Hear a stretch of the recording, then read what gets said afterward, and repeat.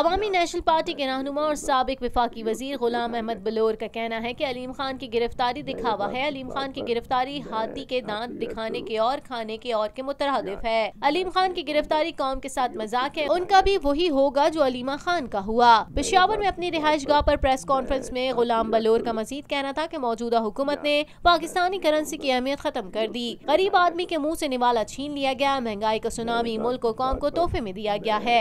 हज का खर्चा बढ़ाकर गरीब मुसलमानों पर जुल्म किया गया। रेट कम नहीं किया जा सकता तो हमसाए ममालिक के बराबर ही कर दिया जाए। इस्लाम के नाम पर बनने वाले मुल्क में हज महंगा, जबकि सेक्युलर ममालिक में हज के अखराजात कम हैं। उन्होंने BRT मंसूबे की तहकीकात का भी मुतालबा कर दिया। गुलाम बलोर का ये भी कहना था कि हुकूमत के पास 2/3 अक्सरियत नहीं है। 18वीं तरमीम को भी न छेड़ा जाए। जो वज़रा 18वीं तरमीम को छेड़ने की बात करते हैं उनको लगाम दें। हमें अपने सूबे की बिजली वापस करें। सदारती निजाम की बातें की जा रही हैं। सदारती निजाम में तो सब कुछ एक सूबे के पास चला जाएगा। नकीबुल्लाह और ताहिर वाडा का नाम लिया जाता है मगर हारून बलोर का कहीं जिक्र ही नहीं होता। अपनी पार्टी से भी गिला है कि वो भी हारून का नाम नहीं लेते। हारून बलोर की तहकीकात की तरफ कदम नहीं बढ़ाया गया। हारून बलोर को क्यों कत्ल किया गया, उनके कत्ल में किस किस का नाम है बताया जाए। आपको अर्ज करूं कि ये तो दिखावे की बातें ना, हाथी के दांत खाने की ओर दिखाने की ओर।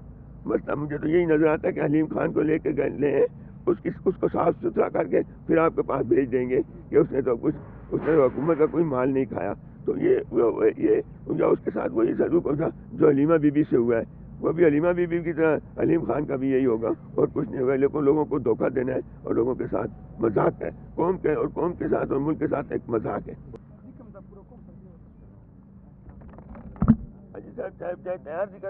पाकिस्तान में पहली मर्तबा हालात हाजरा के मुख्तसर मगर जामे प्रोग्राम्स, खबरों, तबसरों के अलावा दीगर समाजी, तिजारती, सकाफती, तफरीही, मालूमाती, मजहबी, तालीमी, सेहत और बच्चों के प्रोग्राम्स सिर्फ TNN TV पर।